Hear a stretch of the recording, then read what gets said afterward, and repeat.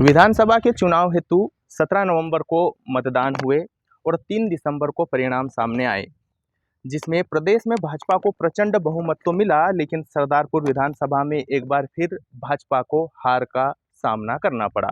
नमस्कार, जय श्री राम। मैं हूं रमेश प्रजापति और आपका हमारे इस वीडियो में बहुत स्वागत है। आज हम आपको सरदारपुर में भाजपा की हार के 5 प्रमुख कारण बताने वाले हैं। यह कारण हमने राजनीतिक विश्लेषकों और विधानसभा चुनाव में सक्रिय पत्रकारिता करने वाले पत्रकारों से उनकी राय जानने के बाद हम आपके सामने लेकर के आए हैं। तो सरदारपुर विधानसभा में भाजपा की हार का पहला और प्रमुख कारण जो है वो माना जा रहा है अति आत्मविश्वास। भाजपा नेताओं को जीत का विश्वास नहीं बल्कि अति आत्मविश्वास हो गया था, जिसमें उन्हें छोटी छोटी समस्याएं जो चुनाव के दौरान सामने आई उन पर वे ध्यान नहीं दे पाए और सरदारपुर में भाजपा की हार होना तय हो गई। इसके अलावा दूसरा कारण है कार्यकर्ता मैनेज या निचले स्तर के कार्यकर्ताओं पर विश्वास नहीं करना। इस बार चुनाव में भाजपा ने अपने कार्यकर्ताओं को मैनेज नहीं किया। कार्यकर्ताओं को अगर चुनाव संचालन टोली सही समय पर विश्वास में ले लेती तथा छोटे छोटे गांवों के ज्येष्ठ और श्रेष्ठ कार्यकर्ताओं को तवज्जो देती तो आज परिणाम कुछ और ही होते।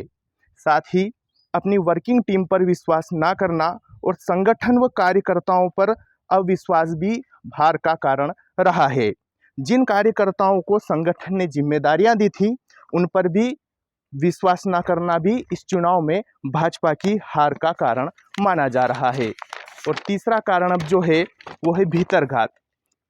एक बात तो इस बार की विधानसभा चुनाव में तय रही कि भाजपा को पिछले चुनाव की तरह इस चुनाव में भी कहीं ना कहीं भीतरघात का सामना करना पड़ा।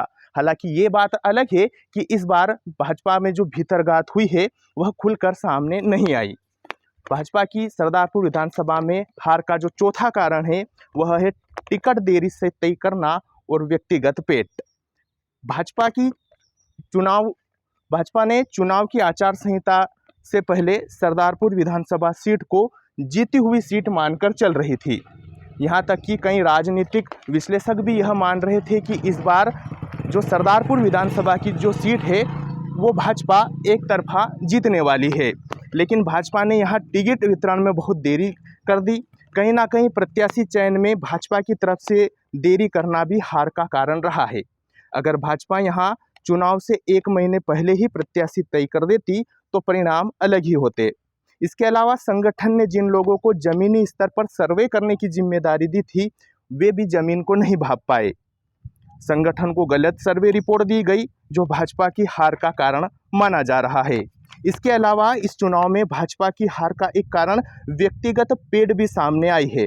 आदिवासी बाहुल्य मजरोटोलों में भाजपा को उम्मीद के मुताबिक वोट नहीं मिल पाया है। यहाँ तक कि भाजपा प्रत्याशी को अपने गृह क्षेत्र में भी कुछ खास लीड नहीं मिल पाई। भाजपा की हार का अब 5वां या यूं कहे कि एक प्रमुख कारण जो है वो है मीडिया मैनेजमेंट। जहां एक और प्रदेश में भाजपा ने मीडिया को मैनेज कर विधानसभा का चुनाव लड़ा तो उसके ठीक विपरीत सरदारपुर विधानसभा में भाजपा की ओर से इस चुनाव में मीडिया को मैनेज नहीं किया गया। मैनेज तो ठीक है, मीडिया कर्मियों से ठीक से बैठकर कोई बात करने तक के लिए भाजपा का नेता इस बार तैयार नहीं था। यहाँ तक कि मीडिया मैनेज को लेकर चुनाव संचालन के प्रमुख के जवाब भी पत्रकारों को हजम नहीं हुए हैं। यह बात भाजपा संगठन को भी पता थी कि सरदारपुर विधानसभा में मीडिया को मैनेज इस बार चुनाव में नहीं किया जा रहा है, लेकिन भाजपा संगठन शायद ऐसा लगता है कि यहाँ एक नया उदाहरण गढ़ने वाला था कि बिना मीडिया को साथ लिए भी चुनाव जीता जा सकता है। भाजपा को अब भी शायद यही लगता है कि मीडिया मैनेज कर भी लेते तो चुनाव नहीं जीत पाते। भाजपा संगठन जब भी मंथन करने बैठेगा तो स्थानीय नेताओं से, हमें लगता है कि स्थानीय नेताओं से वो इस बारे में ज़रूर बात करेगा कि आखिर मीडिया को मैनेज सरदारपुर में क्यों नहीं किया गया, मीडिया कर्मियों को साथ क्यों नहीं लिया गया। तो ये थे भाजपा की हार के प्रमुख कारण। और इस चुनाव में बात करेंगे कि भाजपा ने क्या खोया और क्या पाया। तो भाजपा ने इस चुनाव में पिछले विधानसभा की तुलना वोटों की संख्या जरूर बढ़ाई है। यह बात बिल्कुल सत्य है कि भाजपा के ज़मीनी कार्यकर्ताओं ने काफ़ी मेहनत की है। इसी के चलते इस बार सरदारपुर विधानसभा में भाजपा का जो वोट प्रतिशत है वो बढ़ा है। पिछले चुनाव में जहां भाजपा प्रत्याशी 36,000 से अधिक वोटों से हारे थे, तो इस चुनाव में महज 4,000 से अधिक वोटों से ही हार हुई है। लेकिन राजनीतिक विशेषज्ञों की माने तो भाजपा ने सरदारपुर विधानसभा जो जीती हुई सीट मानी जा रही थी उसे हार दिया है। तो भाजपा की हार की समीक्षा को लेकर हमने इस चुनाव में ग्राउंड पर रिपोर्टिंग करने वाले कुछ पत्रकारों से भी उनकी राय जानी।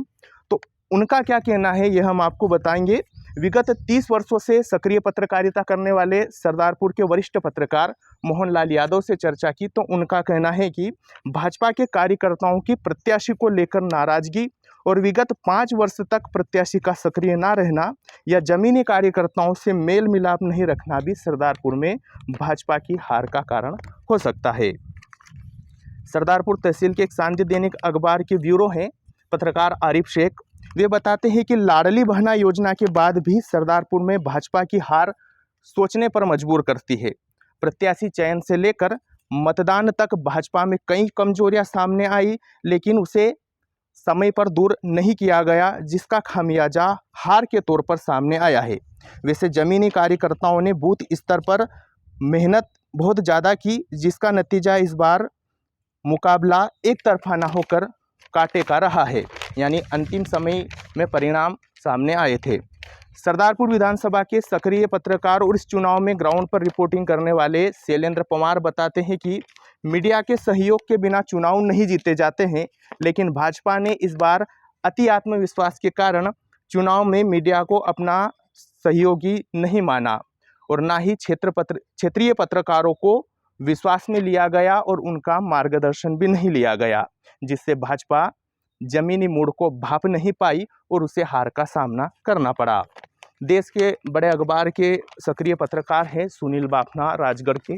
वे बताते हैं कि भाजपा प्रत्याशी की सक्रियता केवल चुनाव के दौरान ही दिखाई दी।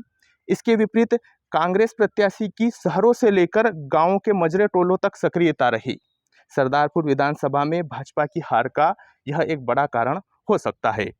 वहीं रिंगनौद क्षेत्र के सक्रिय पत्रकार है असलम खान। वे बताते हैं कि प्रत्याशी के नाम की घोषणा में हुई देरी, महंगाई और पलायन भाजपा की हार का कारण बनी है। पत्रकार असलम खान का कहना है कि विधानसभा चुनाव में सरदारपुर विधानसभा में भाजपा आलाकमान द्वारा प्रत्याशी वेलसिंह भूरिया की देरी से हुई नाम की घोषणा भी हार का एक कारण बनी है, क्योंकि यहाँ पर वेलसिंह भूरिया के अलावा कई अन्य नेताओं के भी नाम विधायक पद के दावेदारों की सूची में थे।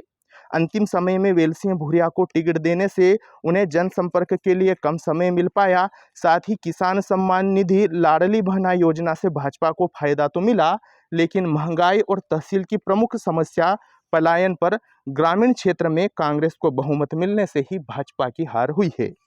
अमजेरा क्षेत्र के सक्रिय पत्रकार है विक्रम राठौड़। वे बताते हैं कि उम्मीदवार की क्षेत्र में सक्रियता कम रही, साथ ही बीते 5 सालों में लोगों से जमीनी संपर्क न रहना और लोगों की समस्याओं पर कोई ध्यान नहीं देना सरदारपुर विधानसभा में भाजपा की हार का कारण हो सकता है। राजौद क्षेत्र के पत्रकार हैं यामीन मंसूरी। वे बताते हैं कि वर्ष 2013 से 18 के बीच अपने कार्यकाल के दौरान की गई बयानबाजी के तथा लगातार निष्क्रियता से भाजपा प्रत्याशी को इस चुनाव में हार का सामना करना पड़ा। दसई क्षेत्र के सक्रिय पत्रकार हैं नरेंद्र पवार। वे बताते हैं कि कार्यकर्ता मैनेज से लेकर ऐसी कई खामियां सामने आई जिन पर संगठन द्वारा ध्यान नहीं दिया गया। इसी के कारण भाजपा की सरदारपुर विधानसभा में हार हुई है। वहीं राजगढ़ के सक्रिय पत्रकार हैं विक्रम चावड़ा।